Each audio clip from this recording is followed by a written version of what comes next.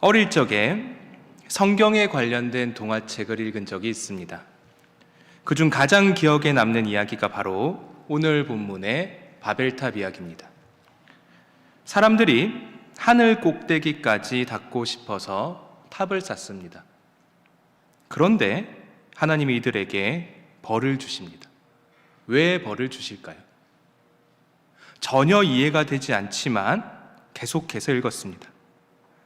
하나님의 벌은 서로 말이 통하지 않게 되는 벌이었습니다. 그래서 공사는 중단이 되고 사람들은 뿔뿔이 흩어지게 됩니다. 여기까지가 우리가 잘 알고 있는 바벨탑 이야기입니다. 그렇다면 동화책이 아니라 성경은 과연 뭐라고 이야기를 할까요? 한번 오늘 본문을 직접 살펴보도록 하겠습니다. 우리 오늘 본문 1절을 다 같이 읽겠습니다. 1절입니다. 시작. 온 땅의 언어가 하나요, 말이 하나였더라. 아멘. 본문을 읽자마자 우리는 큰 난관에 부딪힙니다. 잠시 창세기 10장 5절과 20절과 31절을 보겠습니다. 5절에 이렇게 나옵니다. 이들로부터 여러 나라 백성으로 나뉘어서 각기 뭐와? 언어와 라고 합니다. 각기 언어와. 그리고 20절입니다. 이들은 함의 자손이라 각기 족속과 뭐와? 언어와. 31절입니다. 이들은 셈의 자손이니 그 족속과 언어와. 우리가 아는 바벨탑 사건의 핵심은 언어가 나뉜 겁니다. 그런데 그 언어가 이미 나누어져 있습니다. 난관입니다. 그래서 이 난관을 뛰어넘기 위해 신학자들은 많은 해석을 해왔습니다. 첫 번째 해석은 순서가 반대로 되었다입니다. 순서가 반대로 되었다. 11장의 사건이 먼저 일어나고 10장의 사건이 뒤에 일어났다입니다. 여러분은 어떻게 생각하십니까? 여러분, 창세기는 놀라울 정도로 정교한 구조를 가지고 있는 하나님의 말씀입니다. 그런 창세기가 순서를 헷갈려서 11장을 뒤에 썼다. 말이 되지를 않습니다. 그래서 1번은 탈락입니다. 두 번째 해석은 공용어가 나뉘었다라는 해석입니다. 10장에서 이미 언어는 나누어졌다 하더라도 공용어는 있을 거 아닙니까? 이 공용어를 하나님이 나누셨다입니다. 요즘으로 치면 영어를 나누신 겁니다. 이 해석은 어떻습니까? 이 해석도 불안하기는 마찬가지입니다. 1절을 보시면 분명히 온 땅의 언어가 하나라고 합니다. 언어가 나누어졌음을 전혀 전제하고 있지 않습니다. 그래서 이번의 해석도 불안합니다. 그러면 답은 뭘까요? 한번 본문을 자세히 살펴보면서 답을 찾아가 보도록 하겠습니다. 우리 2절을 다 같이 읽겠습니다. 2절입니다. 시작. 이에 그들이 동방으로 옮기다가 시날 평지를 만나 거기 거류하며. 아멘. 정확하게 해석을 하면 동방으로가 아니라 동방으로부터입니다. 완전히 반대의 해석이죠. 동방에서부터, 즉 동쪽에서부터 이동을 해서 시날 평지에 이른 것입니다.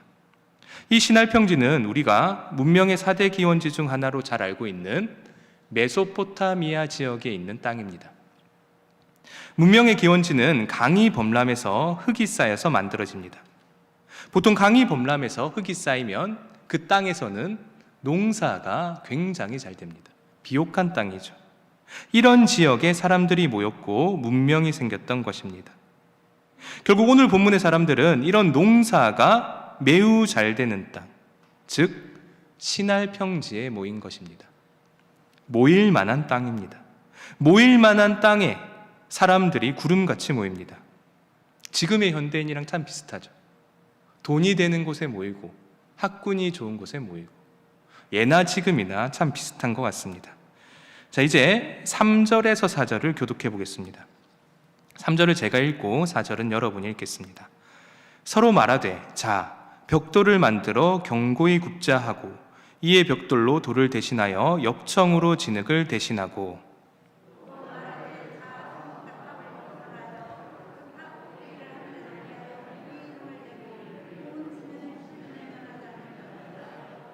아멘. 3절을 보시면 사람들이 돌 대신 벽돌을 만들고 진흙 대신 역청을 만들었다라고 합니다. 그리고 그 벽돌과 역청으로 성읍과 탑을 지으려고 했다라고 합니다. 이게 무슨 뜻일까요? 시골에 가면 담벼락이 있습니다. 이 담벼락이 뭐로 만들어져 있습니까? 돌로 만들어져 있죠. 시골 담벼락은 돌로 만듭니다. 그리고 돌이 서로 붙어 있도록 그 사이에 진흙을 집어넣습니다. 이게 기본입니다. 돌과 진흙이 기본입니다.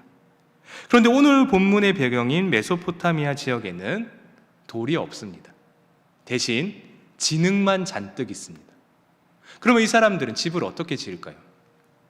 일단 진흙을 네모나게 빚습니다. 그리고 그 진흙을 그대로 구우면 벽돌이 됩니다. 그러면 역청은 뭘까요? 지금 밖으로 나가시면 도로가 있죠. 그 도로는 무엇으로 만듭니까? 아스팔트로 만들죠. 이 아스팔트의 재료가 되는 게 역청입니다. 즉 역청은 접착력이 매우 강해서 건물을 지을 때 매우 좋은 재료가 됩니다. 이런 역청과 벽돌로 집을 지었다. 지금의 우리야 이런 내용을 보고 별 반응이 없습니다. 어쩌라고 이런 반응입니다. 하지만 오늘 본문 당시에 사람들이 봤을 때 이 본문을 어떻게 받아들였을까요? 아니, 이렇게 첨단 공법이 있다니, 이런 방법이 있다니 엄청나게 놀랐을 겁니다. 당시로는 상상도 할 수 없을 정도의 최첨단 방식입니다. 그리고 이 첨단 건축물은 얼마나 높은지 옛사람들이 보기에 마치 탑 꼭대기가 하늘에 걸려 있는 것처럼 보였습니다.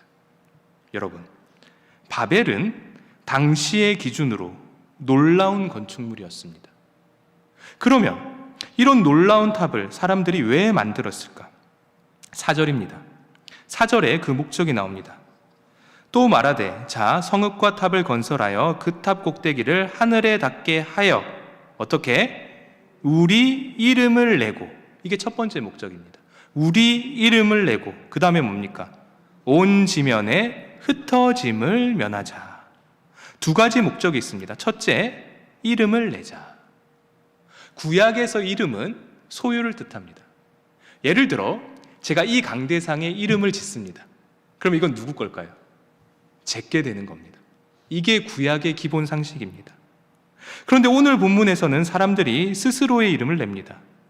즉 하나님께 의지하는 게 아니라 스스로의 힘에 의지하는 사람들입니다. 마치 창세기 3장에 선악과 사건이 떠오르는 장면입니다. 하나님을 의지하는 게 아니라 내가 하나님이 되겠다, 나 스스로 내 능력을 의지하겠다입니다. 그리고 둘째, 온 지면에 흩어짐을 면하자. 이것도 마찬가지입니다. 하나님은 분명히 첫 번째 명령으로 생육하고 번성하라라고 하십니다. 하나님의 첫 번째 명령입니다. 그런데 생육하고 번성을 하려면 어떻게 해야 합니까? 온 지면에 흩어져야만 합니다. 모이는 게 아니라 나가야 하는 겁니다. 그런데 오늘 본문에서 사람들은 나가지 않고 자기들끼리 뭉치기만 합니다. 하나님의 명령에 반대로 행동하는 사람들입니다. 정리를 하면 하나님을 의존하라고 하는데 의존하지 않고 세상으로 나가라고 하는데 나가지 않는 인간들입니다. 이들을 보시고 드디어 하나님이 움직이십니다. 우리 5절을 다 같이 읽겠습니다. 5절입니다. 시작. 여호와께서 사람들이 건설하는 그 성읍과 탑을 보려고 내려오셨더라. 아멘. 이 부분이 오늘 본문의 핵심입니다. 잠시 오늘 본문 구조를 보겠습니다. 화면이 보이십니까? 1절부터 9절까지 오늘 본문 구조를 나타내는 건데요. 가장 중심이 어디입니까? 앞뒤로 다 대칭이 되다가 가장 중간이 어디입니까? 5절입니다. 5절이 중심입니다. 그런데 이 5절을 자세히 보시면 하나님이 어떻게 했다라고 합니까? 내려오셨다라고 합니다. 그러면 왜 내려오십니까? 그 성읍과 탑을 보려고 내려오셨습니다. 그냥 내려오신 게 아니라 그 성읍과 탑을 보려고 내려오셨다. 분명 오늘 본문은 바벨탑을 화려하게 묘사합니다. 최첨단 공법의 탑이며 마치 하늘에 닿을 것만 같은 탑입니다. 인간의 콧대가 한껏 높아진 겁니다. 그런데 오늘 본문은 이 부분을 어떻게 묘사합니까?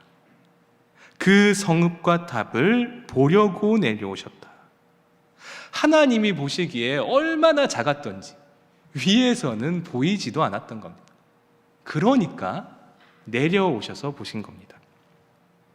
저는 이 장면만 보면 제가 어릴 때 놀이터에서 놀던 기억이 납니다.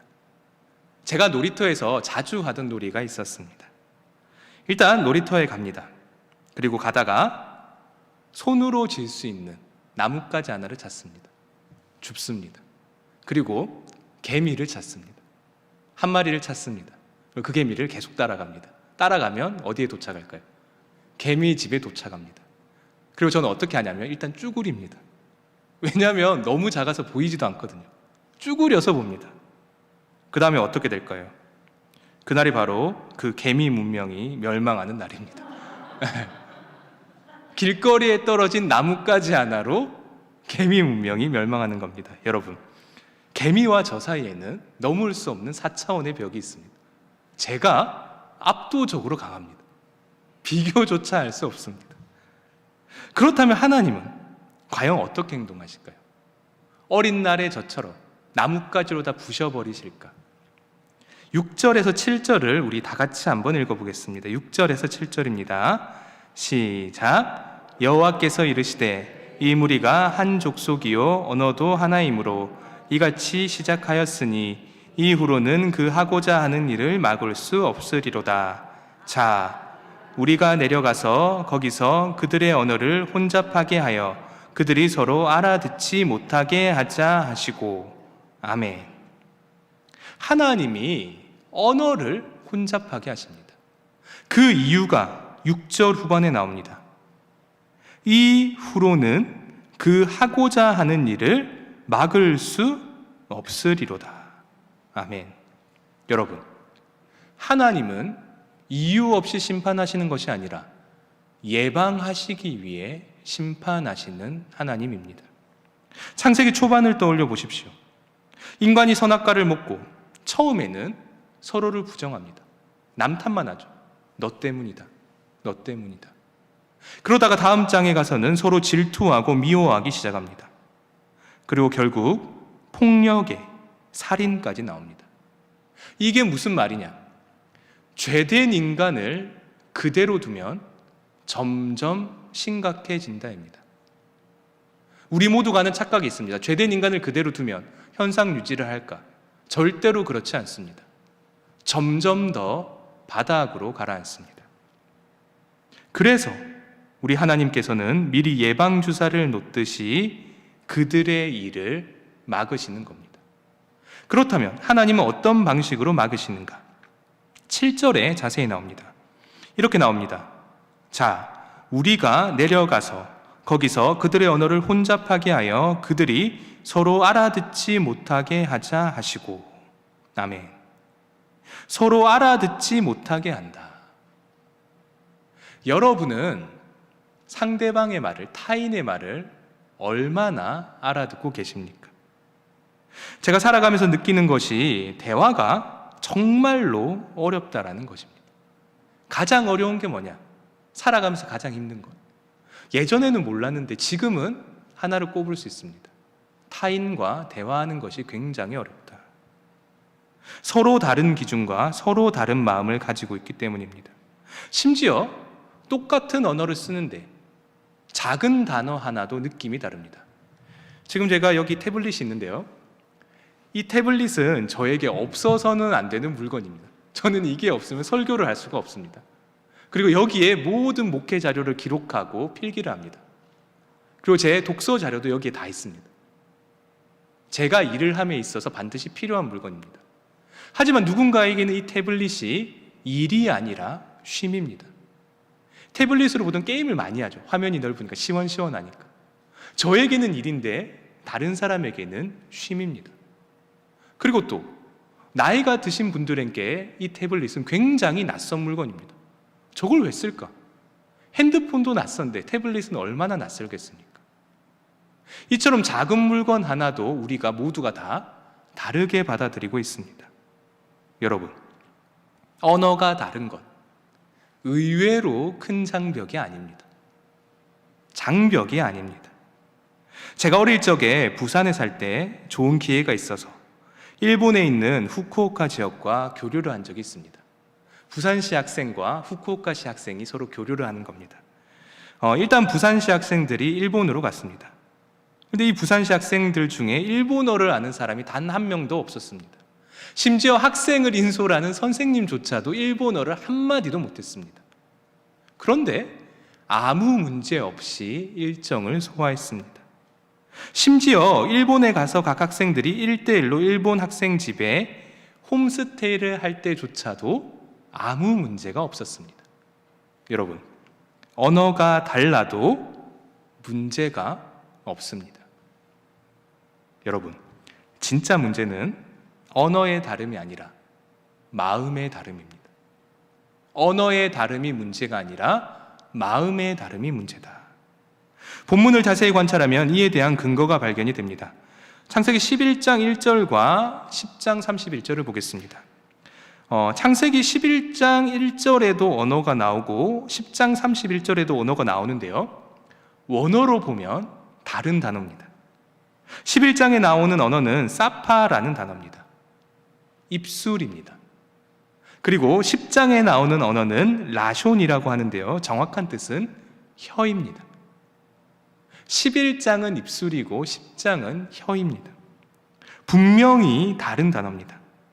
그래서 해석을 하길 어떻게 하냐? 10장의 언어는 우리가 쓰는 그 언어이고 11장의 언어는 사실상 인간의 마음이다라고 해석을 하는 겁니다. 서로 한 마음으로 한 입술로 같은 말을 하는 장면이라고 생각을 하시면 됩니다. 이러한 해석을 11장 3절도 지지를 합니다. 우리 3절을 보겠습니다. 이렇게 나옵니다. 서로 말하되 자, 벽돌을 만들어 견고히 굽자 하고. 한글 성경을 보면 나와 있진 않지만 원문을 보면 서로 상대방에게 대화를 하는 것만 같은 장면이 그려집니다. 어떻게 돼 있냐? 이렇게 나옵니다. 자, 벽돌을 만들어 굽자. 그래, 굽자. 이렇게 나옵니다. 굽다라는 단어가 2번 반복됩니다.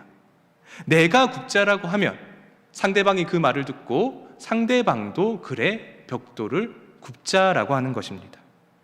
그래서 결국은 이 부분이 어떤 부분이냐?